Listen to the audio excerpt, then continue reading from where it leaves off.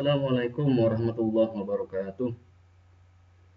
Kembali lagi dalam pelajaran fikih pada semester 2 ini. Untuk anak-anakku sekalian, kemarin kalian sudah mengerjakan tugas yang saya berikan, yaitu mencari nama-nama wali yang ada dalam keluarga kalian, baik itu mulai dari bapak, kakek, terus paman, saudara laki-laki, dan lain sebagainya. Tentunya hal itu berhubungan dengan apa yang akan kita bahas pada materi kali ini. Pada pelajaran kali ini kita akan membahas tentang pernikahan dalam Islam. Sebagai agama fitrah, Islam itu mengatur tata hubungan antara sesama umatnya, termasuk hubungan manusia dengan sesamanya yang terikat dalam tali ikatan perkawinan. Pernikahan ini merupakan salah satu karunia agung dari Allah Subhanahu wa taala. Allah berfirman dalam surah An-Nahl ayat 72, A'udzu billahi minasyaitonir rajim. Bismillahirrahmanirrahim. Wallahu ja'ala lakum min anfusikum azwajan wa ja'ala lakum min azwajikum banina wa hafadatan wa razaqakum min at-thayyibat. Afabil batil yu'minuna wa bi ni'matillahi hum yakfurun. Islam menganjurkan manusia untuk menikah karena nikah mempunyai pengaruh yang baik bagi pelakunya, masyarakat maupun seluruh umat manusia.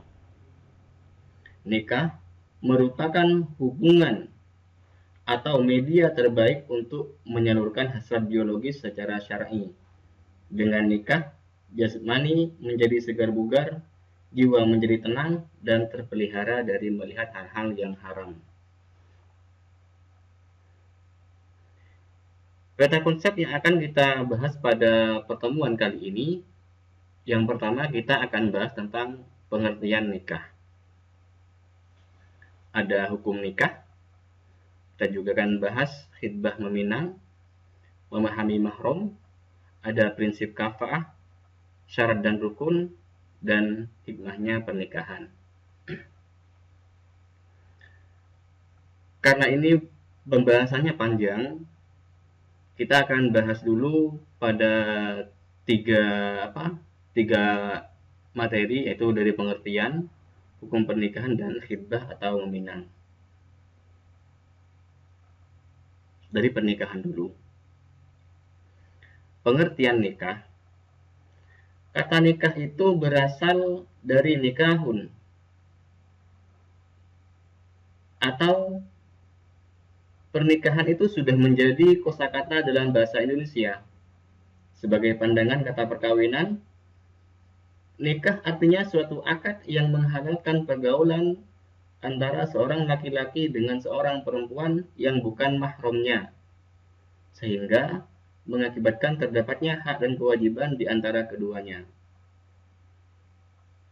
Dengan menggunakan lafaz inkah atau tazwij atau terjemahannya. Jadi pengertian nikah itu ini adalah akad. Tujuannya untuk menghalalkan pergaulan antara laki-laki dan perempuan, yang mana keduanya tersebut bukan mahram. Sehingga ketika sudah melaksanakan akad pernikahan, maka keduanya timbul hak dan kewajiban yang harus dipenuhi berdua. Dalam pengertian yang luas, pernikahan merupakan ikatan lahir dan batin yang dilaksanakan menurut syariat Islam antara seorang laki-laki dengan seorang perempuan. Untuk apa? Untuk hidup bersama dalam satu rumah tangga untuk mendapatkan keturunan.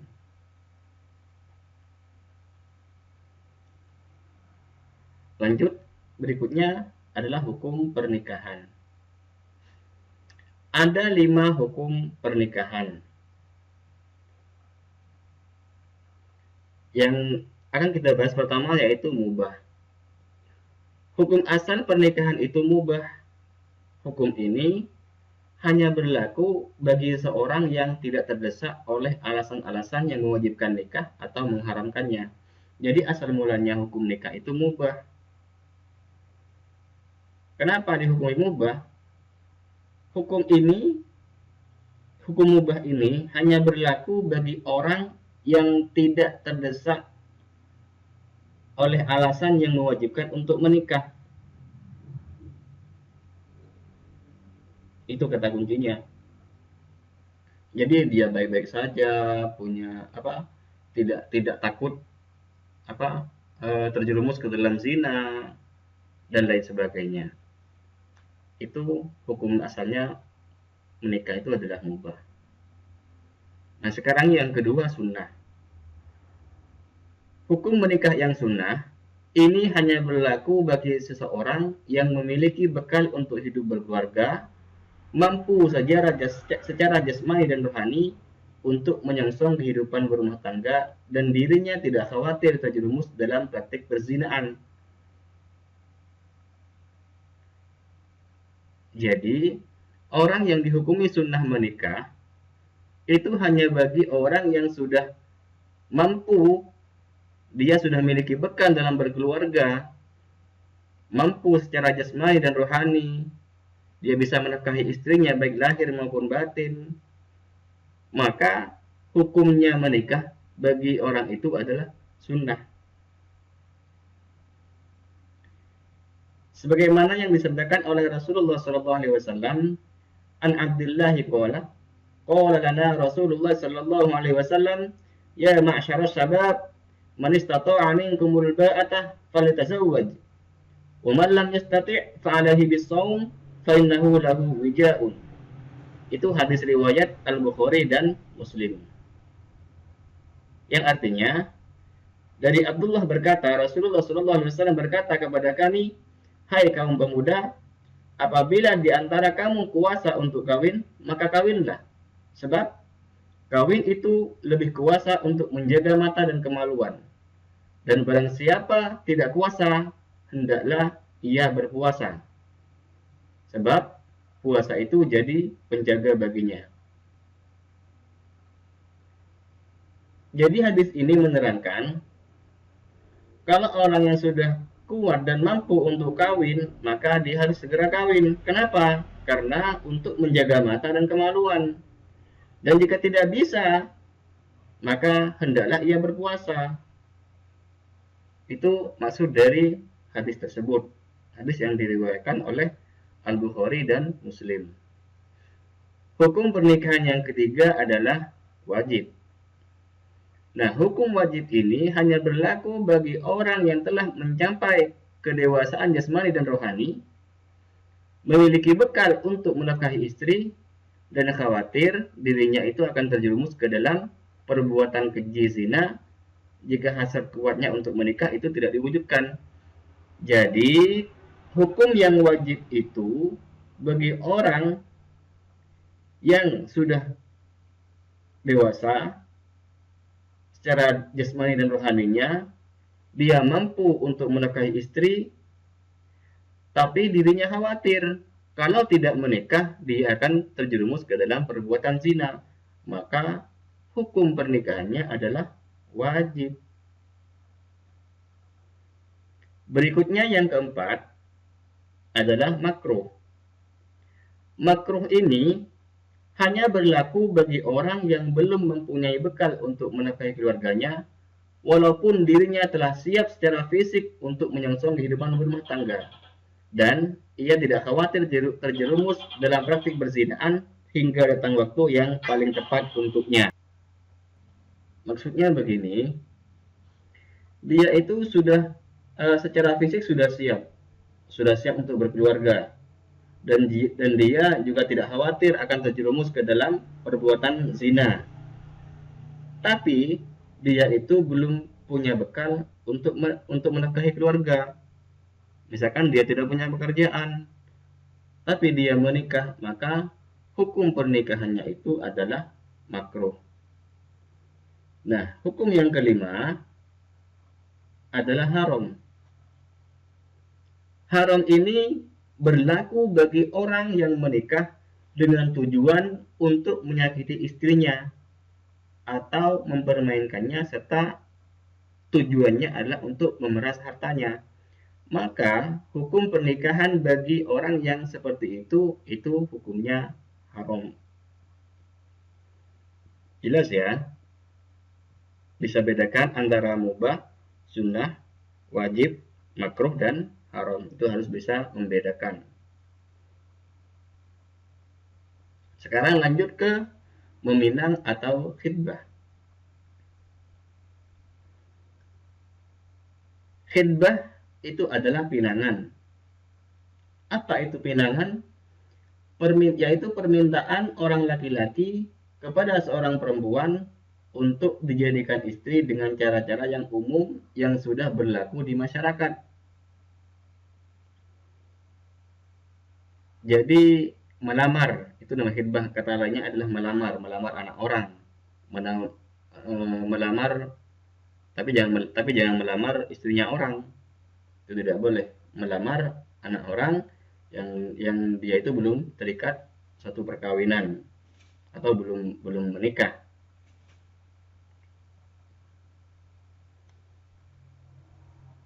Ada 3 cara dalam mengajukan pinangan. 1.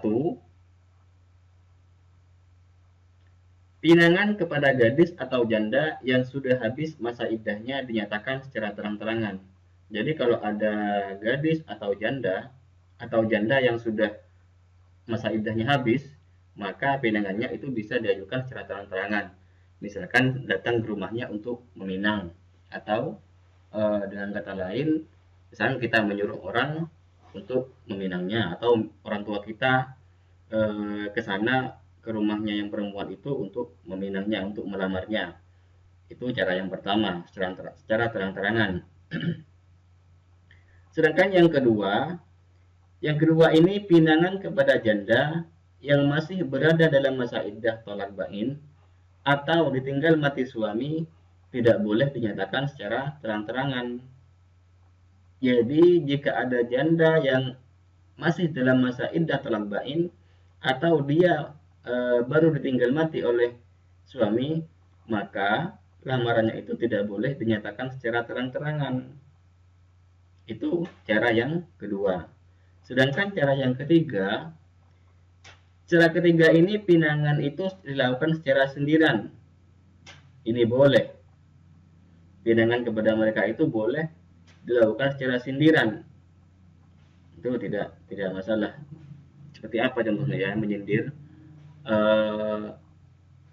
Maukah hidup bareng sama aku? Itu bisa dengan kata-kata seperti itu. Dia menyindir. Kalau secara terang-terangan kayak orang tuanya langsung ngelamar ke orang tua, itu bisa. Itu yang namanya terang-terangan. Itu 3 cara dalam mengajukan pinangan. Sekarang 3 perempuan yang boleh dipinang. Nah, tadi caranya, sekarang perempuan yang boleh dilamar. Perempuan yang boleh dilamar itu ada 3. Yang pertama, pasti perempuan itu bukan berstatus sebagai istrinya orang. Kalau istrinya orang itu tidak boleh dipinang, tidak boleh dilamar. Itu yang pertama. Yang kedua, perempuan itu masih tidak dalam masa iddah. Misalkan baru cerai atau baru tinggal suami, itu tidak boleh langsung dilamar. Yang ketiga, nah, perempuan itu belum dilamar oleh orang lain. Jadi kalau sudah miliknya orang lain, sudah tunangannya orang lain, itu tidak boleh dilamar. Itu yang perempuan yang boleh dilamar. Nah, berikutnya, nah, ini ada pendapat pendapat tentang boleh tidaknya melihat calon istri atau calon suami. Nah, melihat perempuan yang akan dinikahi itu disunahkan oleh agama, karena meminang calon istri merupakan pendahuluan pernikahan. Sedangkan melihatnya adalah gambaran awal untuk mengetahui penampilan dan kecantikannya, sehingga pada akhirnya akan terwujud keluarga yang bahagia. Beberapa pendapat tentang batas kebolehan melihat seorang perempuan yang akan dipinang itu yang pertama, jumhur ulama.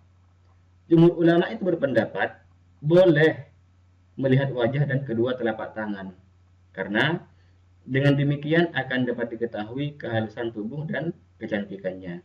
Boleh melihat wajah, melihat telapak tangan itu boleh. Bahkan saya dulu pernah diceritakan di Arab Saudi itu kalau meminang orang, kalau melamar orang itu pasti muka sama telapak tangannya diperlihatkan. Itu yang saya tahu dulu, diceritakan seperti itu. Nah, pendapat yang kedua itu adalah pendapatnya Abu Daud. Pendapatnya Abu Daud itu boleh melihat seluruh tubuh. Kalau kita bayangkan jadi ngeri kalau kita langsung melihat seluruh tubuhnya. Ya minimal lah kita melihat wajah sama tangannya aja. Itu yang menurut saya lebih etis, karena tidak mungkin kita akan melihat seluruh tubuhnya. Dan pasti sama orang tuanya pasti tidak boleh kalau dilihat dulu seperti itu. Nah, sedangkan pendapat yang ketiga adalah pendapat dari Imam Abu Hanifah. Imam Abu Hanifah ini membolehkan melihat dua telapak kaki, muka, dan telapak tangan. Jadi telapak kakinya boleh dilihat, mukanya juga boleh dilihat, dan telapak tangannya boleh dilihat. Itu yang yang pendapat tentang melihat boleh tidaknya melihat calon istri atau calon suami. Nah, oke anak-anak, sekian dulu pada pertemuan pada kali ini. Nanti kita akan lanjut lagi pada pembahasan berikutnya tentang memahami mahram. Nanti kalian perhatikan apa yang sudah kalian tulis pada yang tugas kemarin. Saya akhiri, wallahul muwaffiq ila aqwamit thoriq. Wallahu a'lam bishawab. Assalamualaikum warahmatullahi wabarakatuh.